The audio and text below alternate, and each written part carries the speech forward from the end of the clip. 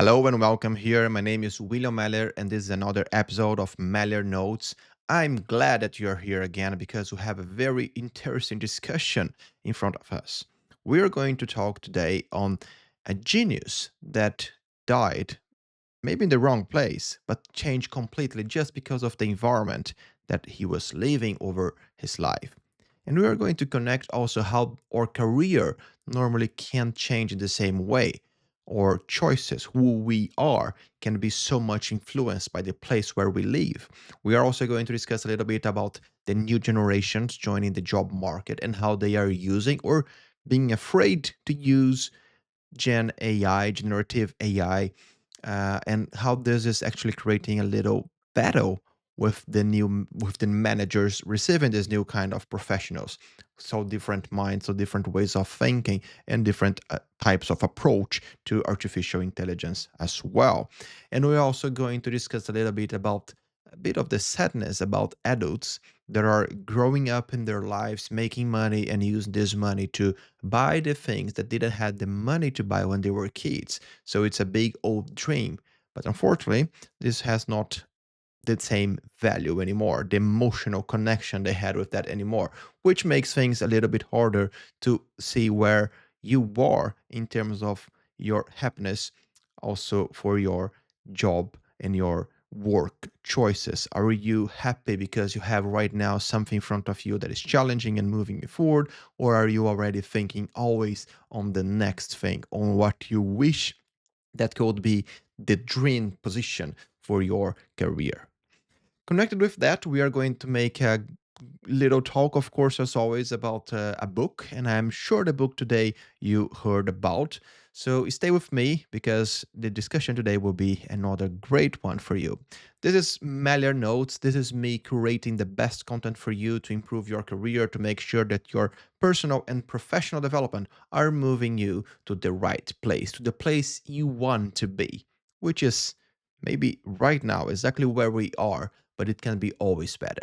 We are aiming here to be 1% better every single day. Today, we want to be 1% better than we were yesterday. And tomorrow, yes, of course, we want to be better than we are today. So let's get started. As I said, I'm here to support you throughout this conversation. So take your coffee, be ready. I'm ready. Let's go. Well, to start with that first topic we have, you remember I mentioned that stories are great, and I would like to keep them coming to our episodes here. I had some very interesting feedbacks from our previous episodes when I had some different stories and people like it and they wanted to reflect a little bit more. And today I want to bring you to another place in another moment of life. I want to bring you back to India in 1887 when a guy with a very curious name for me, at least, because my pronunciation is terrible. So please, my friends from India, correct me in the comments. But a guy called Srinivasa Ramanujan, who was born in extremely poverty, he had something different. Since the beginning, he had a big obsession with numbers. And with only one book about mathematics, he started making some very impressive reflections about numbers, about math. But the conditions for this guy to develop himself, to develop the genius that was inside him, it was actually quite hard. And he was also quite frustrated with that as a young person with all those talents, to be explored without having the conditions. So what he did is that in 1913 he sends a letter to the University of Cambridge to a professor called G. 8 Hardy, and Hardy sees the very specific talent on the person who was writing this letter. So he invites Ramanujan to go to Cambridge, and he arrived there in 1914. And this is where his life starts to change completely. He is now the same guy, the same person. He still had the same DNA, but he is now in another environment. An environment that would give him the resources to explore all the things he wanted to explore, or for all the discoveries that could come. and of course to an environment where he is going to have to feel challenged to move things forward. So it's not only the opportunities, but also the sense of having a challenge in front of him. What happened, of course, is that he had all the pleasure of the opportunities, but also he was in a different time of Earth, or in this case, a different moment for England, and he suffered a lot of racism. And it was a little bit hard for him to connect, to stay connected with the community around him, to make new friends, and it was also super cold. What happens is in only 5 years, he started to create a revolution in modern mathematics. He made some impressive discoveries. His name is still remembered in this area with a quite a very strong contribution he made for the field when he was alive and when he was in Cambridge. But at the same time, it had a price for him. And this very incredible intellectual environment was, as I said, also very cold and very hard for him to stay connected, not only connected, physically, but also connected emotionally to the things that he was doing. And this environment that made him flourish was also going to kill him. He turned his life back to India when he was only 13, 32, and he ended up dying of tuberculosis. As I said, he had the same DNA. But did you know that the brain of this guy was not already the same because of some reasons, right?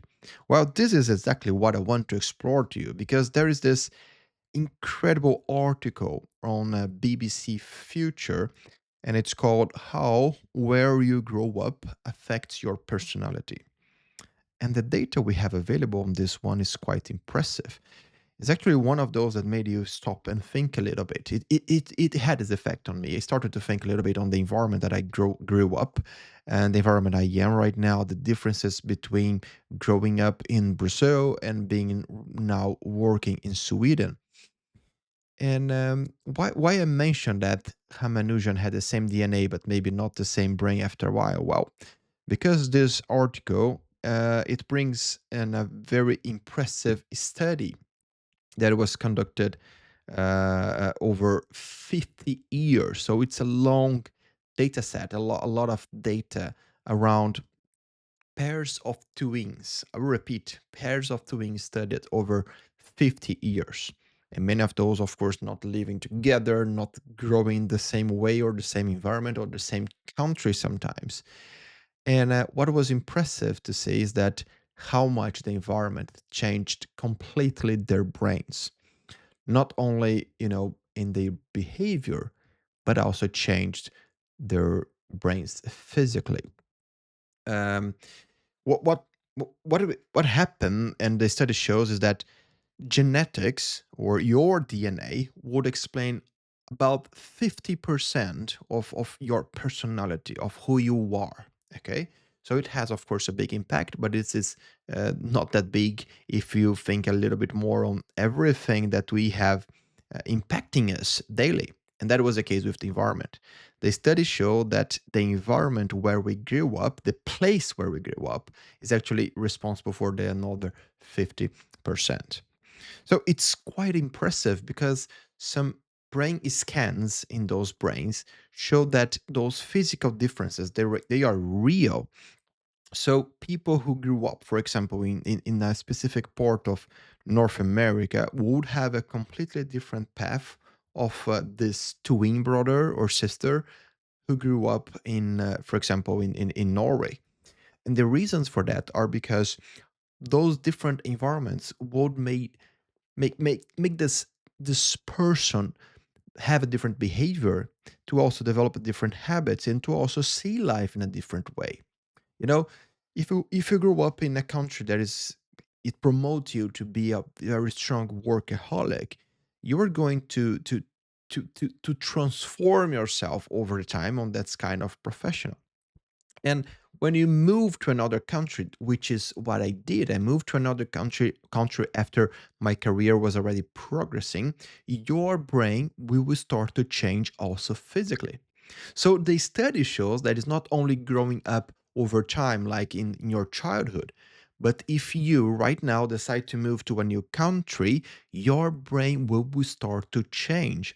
So when I moved from Brazil to Sweden and now over some years here, I can confirm, based on the data from this study and the confirmations from other studies related to the brain, that the brain path that I have right now and the organic brain that I have is not the same than it was when I left Brazil. And it's not only about my behavior, back to that, it's also about the way I build my thinking. And why this is so relevant when you think about career and your professional and personal development? Well, basically, if you reflect for a while, you maybe will think that you have a few talent or more than one. I assume because you maybe are good on one specific thing, and then you have this ability, let's say, with communication and other related to music, and then you are also very good on writing, but the environment where you are working do not promote you to be exposed to opportunity and to work where you're going to develop even more those skills, and therefore you are locked with those talents inside of you. So the main reflection that I start to think to myself here is actually on the when you work for a long time, many years in the same company, you are going to have a specific way of working that is super connected to that kind of culture that you have been working for so long. And it is the same with leadership. You develop a sense of leadership, the style of management that is connected to the style of that this company had. And then you move to a new place, to a new company, and you're going to realize that the way that worked for you for so many years is not working anymore in this new place where you are trying to influence people. And that made me think a lot also on this, you know people who are so proud about their skills and abilities to lead over time because they had results inside one company. But unfortunately, outside of the company walls, without their badge, they cannot have or cannot develop people in the same way because they are so attached to one single culture.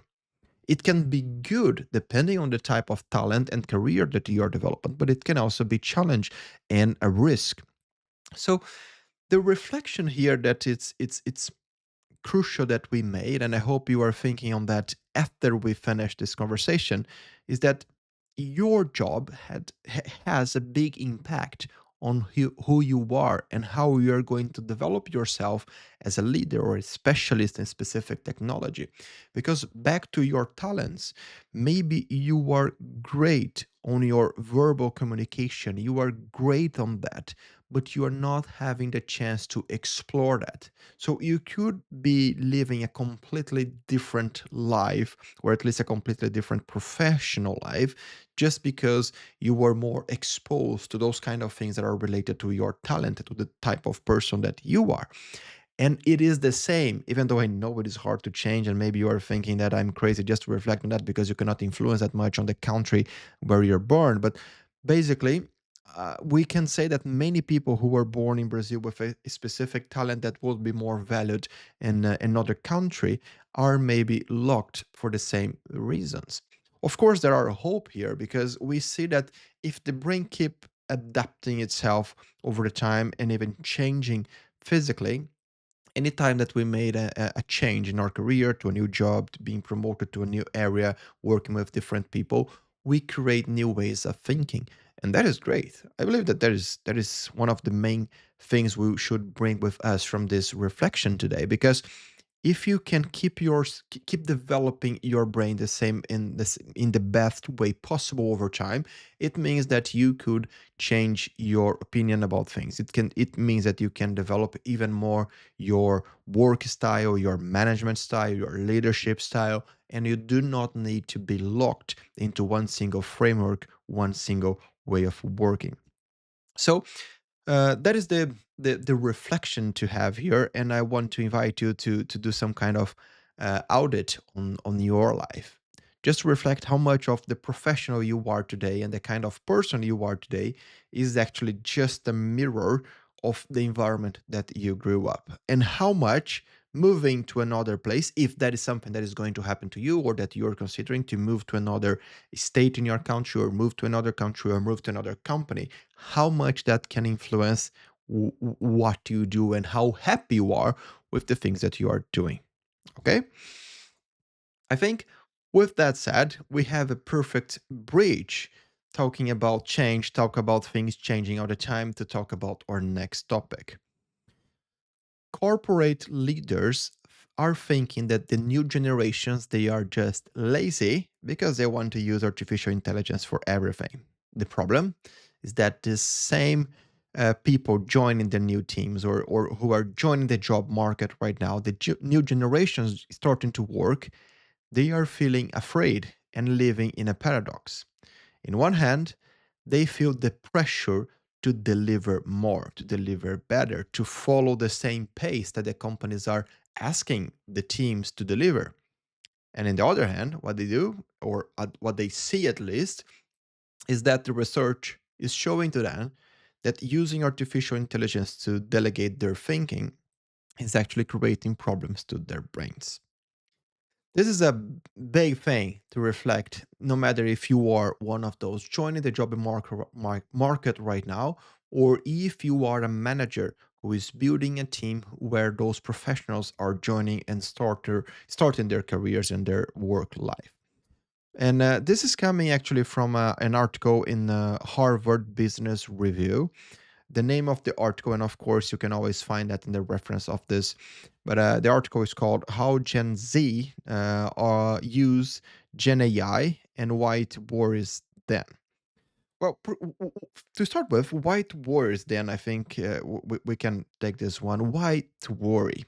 Well, basically, we have research and confirmations from recent ones made by Harvard Business Review. In this article, they share about that with around 2,500 young people in the U.S. job market who are joining the job market right now, and the research showed that 74% of them used generative AI in their last month at work.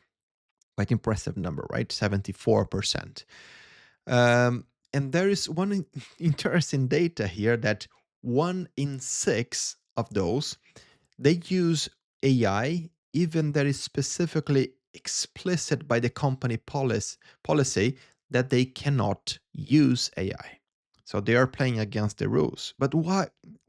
When you look with that without thinking, you just read the data, you maybe start thinking like a monkey without good conclusions, because could be easy to say, oh, those guys, they are trying to be revolutionize work, but they are just playing against the rules. But go back to the paradox I said that those people had in their hands. They need to deliver. The market is asking something from them, and they need to deliver on that, and they are joining with a lot more anxiety than previous generations, because unfortunately they have a way to compare themselves with their friends, with the other people who are starting their careers. And outside and on social media, everyone seems to be so, you know great. Things are just fantastic. They have something to share. It's always good. It's always happiness. And this kind of comparisons, there is no other generation who had something like that or so big like that in their careers before. So if you are a manager or a leader right now and you start looking to this kind of data, only with the eyes of thinking, in the battle of generations, thinking that those new guys, they are so lazy, they don't want to work, they are, stupid for something, and they are not ready to work. If you start thinking like that, you are missing an opportunity to develop them to be ready for whatever you think they should be ready. You have this role right now. When you were starting your career, I am fully sure that you had someone older than you from another generation who were thinking something very bad about you and your generation. And now you are in these shoes. If you're going to repeat the same mistake, I think you are taking things in a very, very wrong way.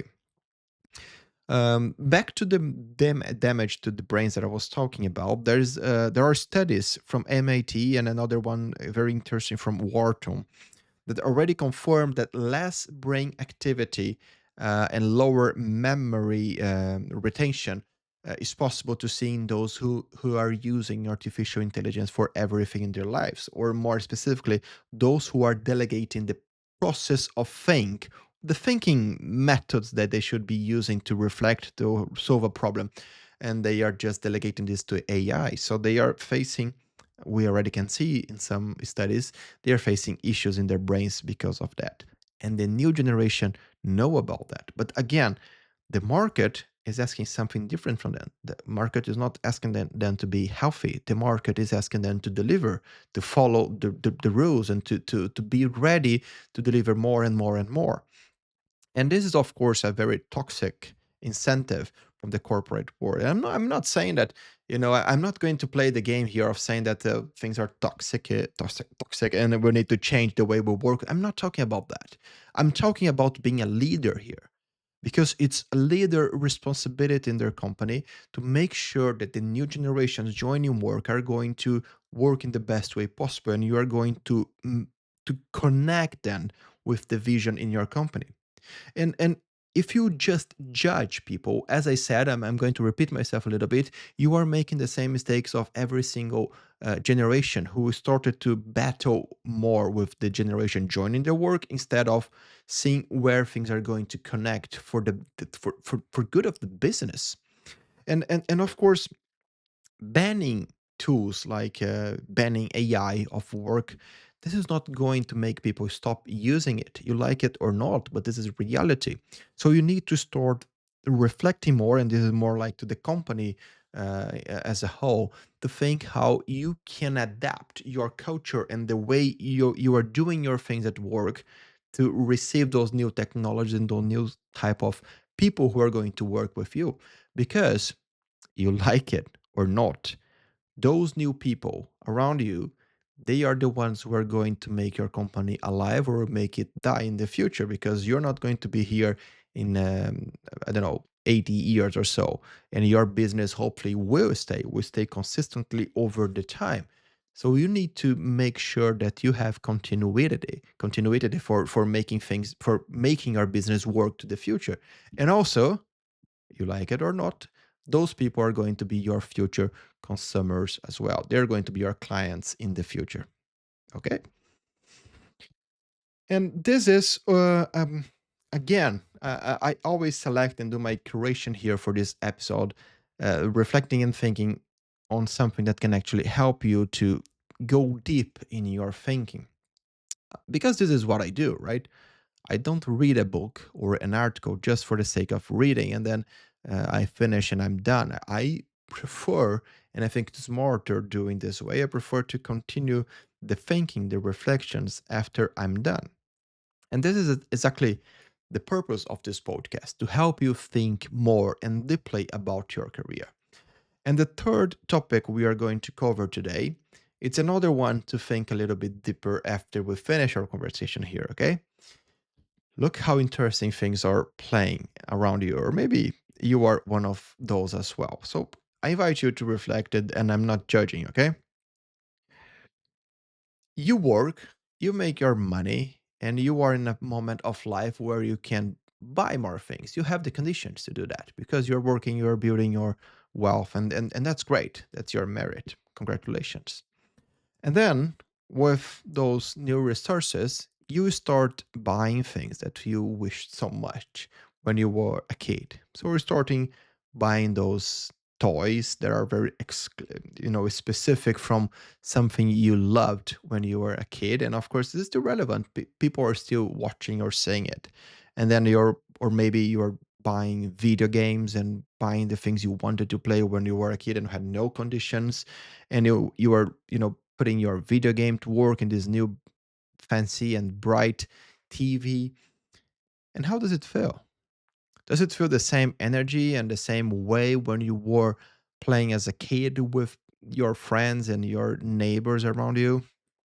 That what exactly people are discovering right now and being and feeling frustrated. And why I'm talking about this? Well, there's a new article at The Economist, and the article is titled like that: Adults are propping up the toy industry. Or, in other words, one of the biggest toy sales and the biggest fairs of toys in the world grew 7% this year, driven exclusively by adult buyers. So, adults are the ones buying the toys, it seems. Those people, those professionals, they spend a lot of money buying those things they wanted to have when they were kids and they had no conditions at the time, and now they want to have to bring those dreams alive to feel happy. And unfortunately, they are feeling frustrated because they are not in the past anymore. It's not the same, feeling. It's not the same thing when you try to recover or buy something that you wished in the past.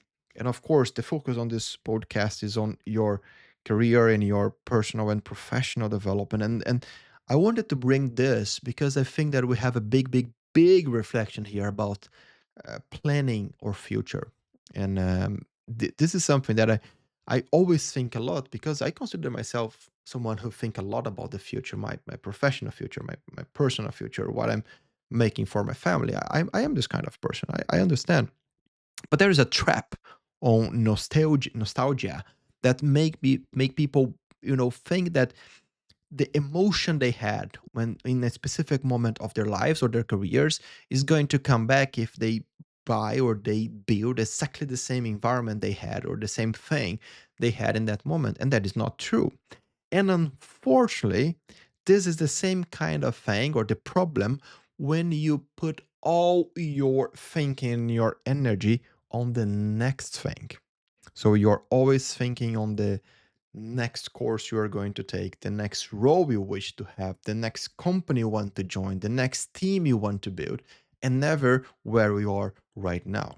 So your energy is always going to something that do not exist still, or that existed in the past. That is the case with the toys, and you are not concentrated in the present.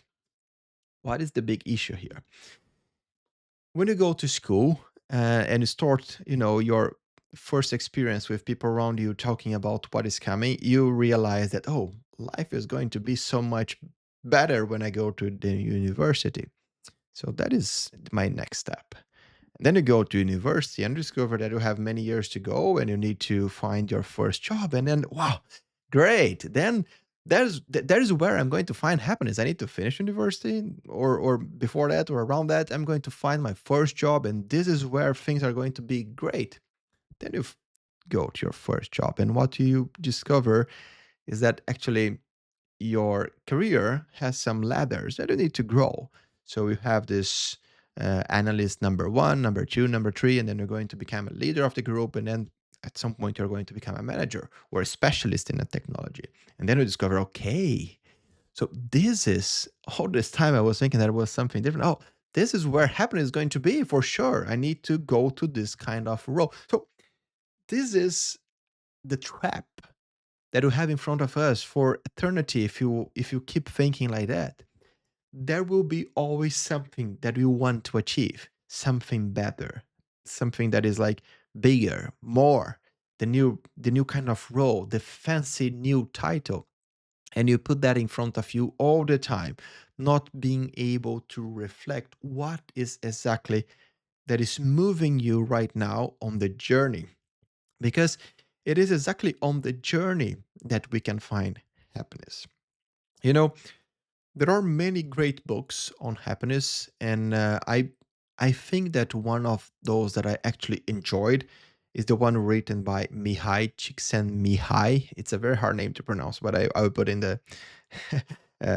You're going to find it. I know the name of the book is Flow, and I don't know how much you're familiar with the concept of flow, but flow, it's something almost mystic, but this is explained very well by science, that happen when you are so connected with what you are doing right now. So let's say you love writing music, okay? So the moment you put yourself in front of the paper or an white screen thinking about an inspiration you had and you start writing the lyrics, This moment, you don't see time around you, don't see what is happening. You don't even see if it was like 30 minutes or 2 hours doing that. You just go, you just flow through the activity. And this kind of feeling that you have doing that, it's what can be explained as a moment of happiness. You are doing something that you really like, but you are also challenged by that somehow. So it's not something super easy. It's not something like you're going to do and then you'll be bored after some time because it's so easy. This is the kind of thing that make people feel happy in their work. They feel the challenge is something that they need to think, they need to work hardly to make it work, but it's also something that they enjoy to do. It can be something connected to our careers, but maybe you are feeling bored all the time because your work is so easy or you don't like what you do, and you are missing the opportunity of something called present that will never come back. The future, it is in front of us, and then we have the past that is already over, and we cannot come back. Buying the toy that you wished in the past is not going to bring the past back to you. Buying the video game you wish to play when you were a kid and had no money, it's not going to bring that feeling back to you, no matter what you do. And this is something that if you don't take seriously to your career, you are going to spend 10, 20, 30, 40, 50 years working your whole life doing things, always just expecting the next or the future promotion to happen. And I invite you to a reflection here, because moving and having your journey only thinking on what is coming, unfortunately, science show that, but also people who write biographies in the end of their life, they also show that. That is a waste of the most prestigious and the most incredible moment that you have. That is your present, the moment you are living right now. I think that it was a bit deep, right? And I know that the connection with the toy thing is just to bring us back to the reflection of time and how things can challenge you if you don't stop for a while to reflect on this for your career, for your life as a whole. So I know it could be a bit harsh to think on that way. But I think if we stop for a while after this episode, do go for a walk. I'm sure you're going to find some very interesting reflections from that. And as I promised, every episode I want to bring a little bit more of books to you. Books are a big part of my life. I read a lot. I love books. I think that it's one of the missions of my life, one of my purposes to bring people to read more and more and more.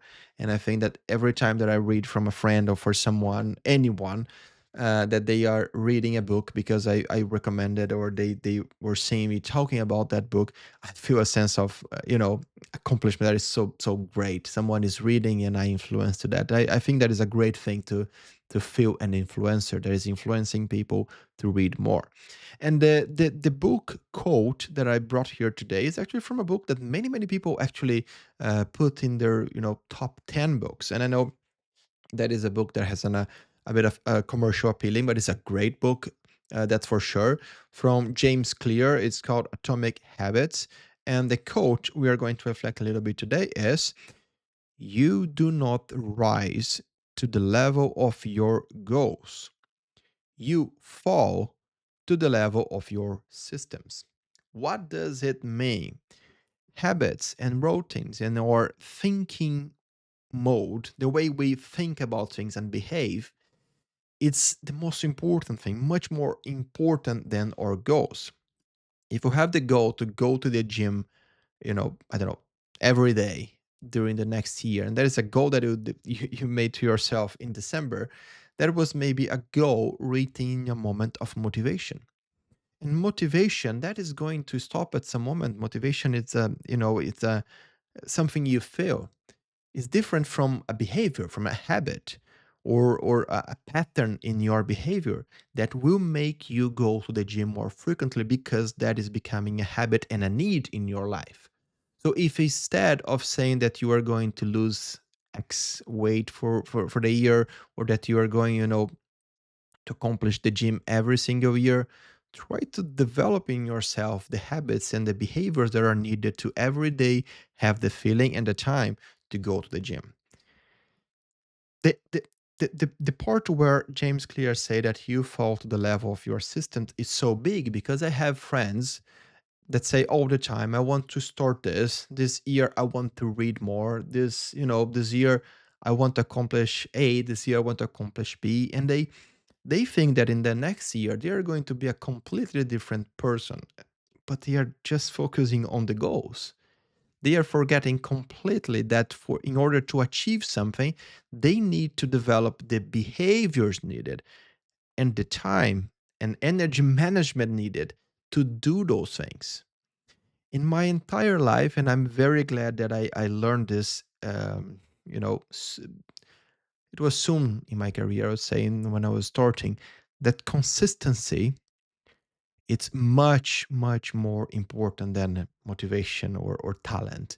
Consistency is what is making me create content on the internet over 15 years, to stay consistent with the job that I decided, or the career I decided to move, to say no to many things that were not connected to that, to say yes to the right things.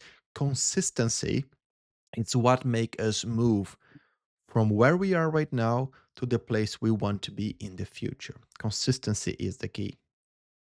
And if we connect everything we said today here and in our conversation, this is actually also coming from the problem of thinking too much on the past, or thinking too much about the future. You don't know exactly what you should be doing in your present. And if you have a good system that enables you to, work on the right things, prioritize, say no to other things, and dedicate the right time and energy. I always talk a lot about energy, because people think that time management is important, but they forget they have different energies during the day. If I want to create good content to you, it can be in my articles that I have in my newsletter. I hope you are subscribed, by the way. Or it can be in audio, like you are listening right now, or maybe in the video. This episode, by the way, is available in video to you. Did you know that? But if I want to create good content, I need to dedicate and allocate time to create that, right? And I need to allocate time to also do my research and prepare myself. But what about the energy? What about the dedicate time that is on the specific day of the week I'm going to record, and in the specific other day I'll be prepared with the material and everything. But how about my energy? What will be happening that week, that day, that can affect how I'm going to be feeling after, sitting on the chair to record or to write a text? So the energy that I have available and how I'm going to use that is so much important. And this is part of the system that I have for me. You fall to the level of your systems. If you do not have a good system that enable you to read more, you're not going to finish any book. If you do not have a good system that enable you to develop the habit and the preparation to go to the gym, you are not going to the gym. If you don't have a system that enable you to buy more healthy food, you are not going to eat healthy food. If you don't have a system that enable you to be more organized with the things you have to do in front of you during a day, you are not going to feel organized, and you're going to also always have the feeling of emergency in front of you. So reflect a little bit today on your systems, because I gave you a few examples here. I can give you much more, but everything we said today, it's a bit what we discussed today. It's a little bit connected to behaviors and how your behavior affects where we are right now and where you're going to be in the future. So not only behavior, right? We also reflect about environment. So don't forget to do an audit in your life to say and to reflect how much the environment that you are right now, that you were in the past, and the environment that you believe you are going to be living, specifically the city, is going to affect your future version. Okay? Thank you very much for staying with me for another great reflection, great conversation on this episode. And I'm sure I'm going to see you in the next one. Don't forget to subscribe. Don't forget to recommend it to your friends. I'm here to support you to think better. I'm creating the best content and the best reflections to make sure that your career, your leadership, your management, your personal and professional development as a whole is going to move you to the right direction. Because here we want to be together 1% better than we were yesterday. And tomorrow, I am sure after this reflection, you're going to be 1% better again than you were today. This was another episode of Meller Notes. My name is William Meller. Thank you very much for staying with me and see you in the next one.